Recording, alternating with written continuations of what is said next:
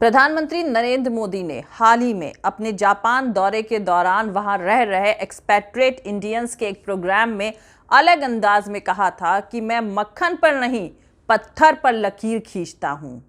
मोदी की पत्थर पर खींची गई लकीर का तो नहीं मालूम, लेकिन दुनिया जानती है कि मोदी लकीर खींचने में बेहद माहिर हैं। बल्कि यूं कह लें कि उनकी पूरी सियासत ही लकीरें खींचने पर बेस्ड है। उन्हें प्रधानमंत्री बने 8 साल पूरे हो चुके हैं। इन 8 सालों में उन्होंने और उनकी सरकार ने लकीरें खींचने के काम को ही सबसे ज्यादा अहमियत देते हुए प्रायोरिटी पर किया है। दुनिया के ज्यादातर जानकारों का मानना है कि नरेंद्र मोदी ने इंडियन सोसाइटी में मजहब, जाति, कम्युनिटी, लैंग्वेज, इलाके वगैरह के लेवल पर लकीरें खींची हैं। गुजरात में करीब 12.5 साल तक मुख्यमंत्री रहते हुए भी उन्होंने यही काम किया था। इसीलिए 3 साल पहले अमेरिका की मशहूर मैगजीन द टाइम्स ने अपने कवर पेज पर उन्हें डिवाइडर इन चीफ का खिताब अता किया था। इसके अलावा भी इंटरनेशनल लेवल के कई प्रेस्टीजियस इंस्टीट्यूट्स और अखबार, मैगजीन्स ने भी भारत के अंदरूनी हालातों पर फिक्र जताते हुए मोदी सरकार की लोगों को बांटने वाली पॉलिसी को काफी क्रिटिसाइज किया।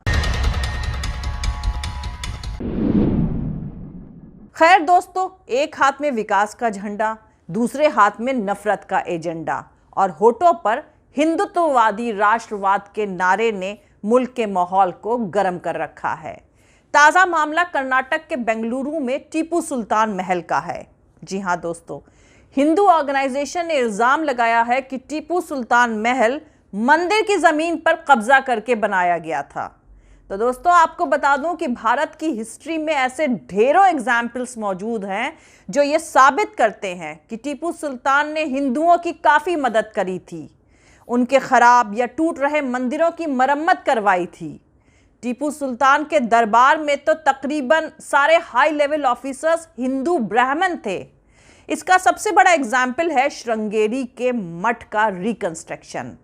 तो आपको यहां पर बता दूं कि 1790 के आसपास मराठा सेना ने इस मठ को तहस नहस कर दिया था। मठ के स्वामी सच्चिदानंद भारती थर्ड ने मैसूर के राजा टीपू सुल्तान से मदद की गुहार लगाई थी। दोनों के बीच तकरीबन 30 चिट्ठियां एक दूसरे के लिए लिखी गई थीं और ये चिट्ठियां आज भी श्रृंगेरी मठ के म्यूजियम में महफूज रखी हुई हैं। टीपू सुल्तान ने एक चिट्ठी में स्वामी को लिखा था कि जिन लोगों ने इस पवित्र जगह के साथ पाप किया है, उन्हें जल्दी ही अपने कुकर्मों की सजा मिलेगी। गुरुओं के साथ विश्वासघात का नतीजा यह होगा कि उनका पूरा परिवार बर्बाद हो जाएगा। लेकिन दोस्तों, अब इन्हीं टीपू सुल्तान पर मौजूदा भारत में नफरती विवाद खड़ा किया जा रहा है। वहीं दूसरी तरफ तेलंगाना बीजेपी के अध्यक्ष बंडी संजय कुमार ने एक बार फिर मुसलमानों के खिलाफ नफरती बयानबाजी करी है।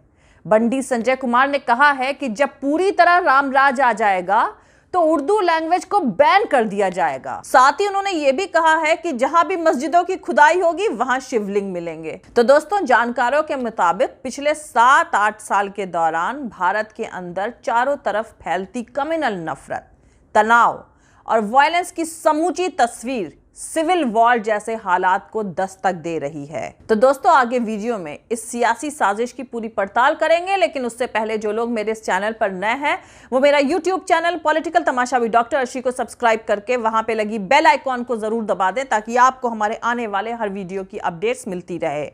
और दोस्तों, अगर आपको हमारा काम पसंद आता है, हमारे वीडियोस पसंद आते हैं तो www.patreon.com/dr अर्शी खान पर जाकर डोनेट करके आप हमारे काम को सपोर्ट कर सकते हैं। तो चलिए शुरू करते हैं।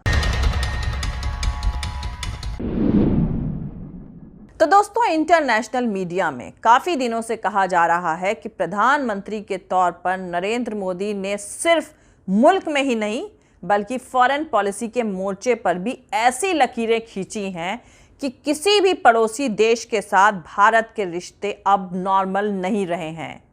पाकिस्तान जैसा मुल्क ही नहीं बल्कि बांग्लादेश, नेपाल, भूटान, श्रीलंका, मालदीव, म्यांमार वगैरह सभी मुल्कों के साथ पिछले 8 सालों के दौरान भारत से उनके रिश्ते छिटक कर वो चीन के पाले में जा खड़े हुए हैं।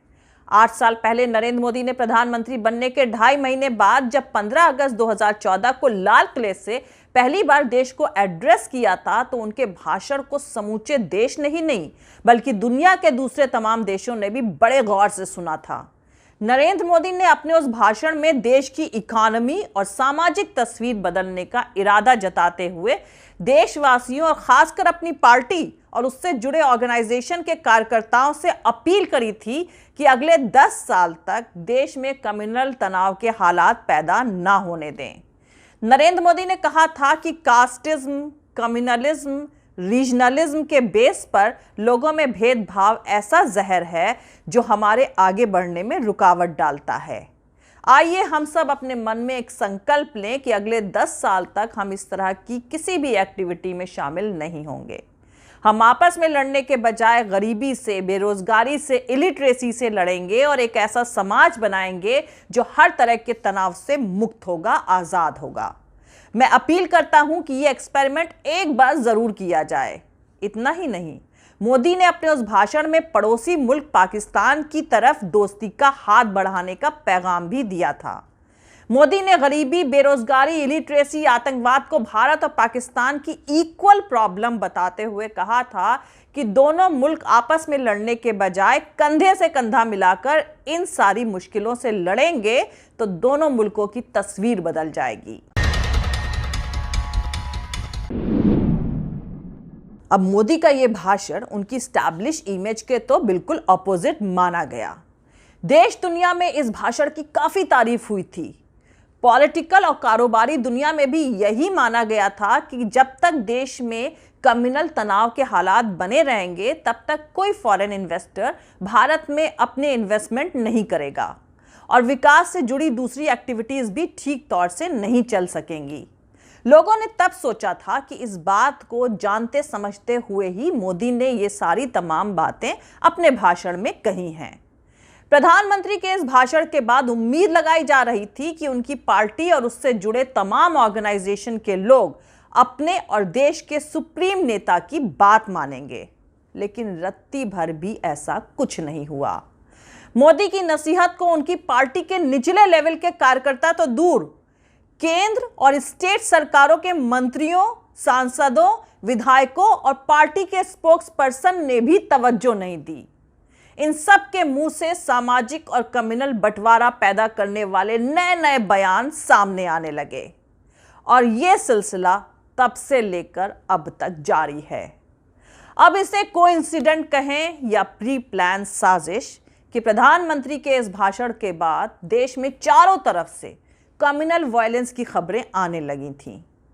कहीं गौरक्षा और धर्मांतरण के नाम पर, तो कहीं मंदिर मस्जिद और रिजर्वेशन के नाम पर, और कहीं वंदे मातरम, भारत माता की जय और जय श्री राम के नारे लगवाने को लेकर। इसी सिलसिले में कई जगह महात्मा गांधी और बाबा साहेब अंबेडकर की मूर्तियों को भी तोड़ा गया। हैरानी और अफसोस की बात तो यह है कि इन सारे नफरती तमाशे का सिलसिला कोरोना जैसी महामारी के दौर में भी नहीं थमा और आजकल तो ये सबसे ज्यादा उरूज पर है।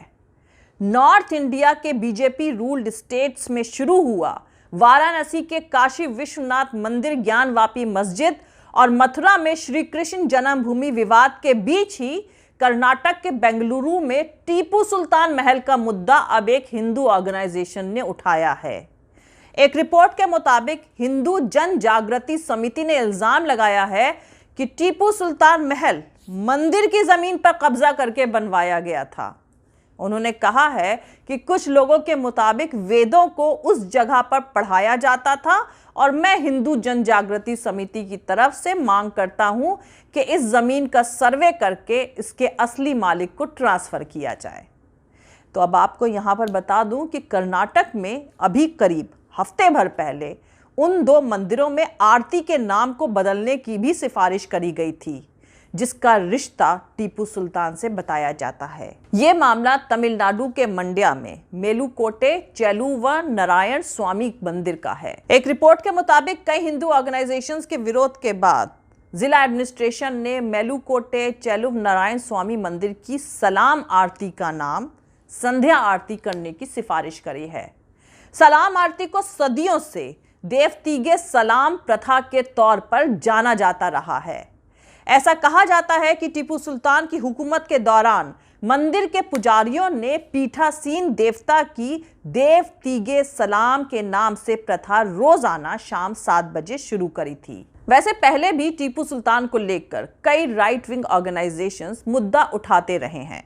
बीजेपी भी टीपू सुल्तान का मुद्दा उठाती रही है।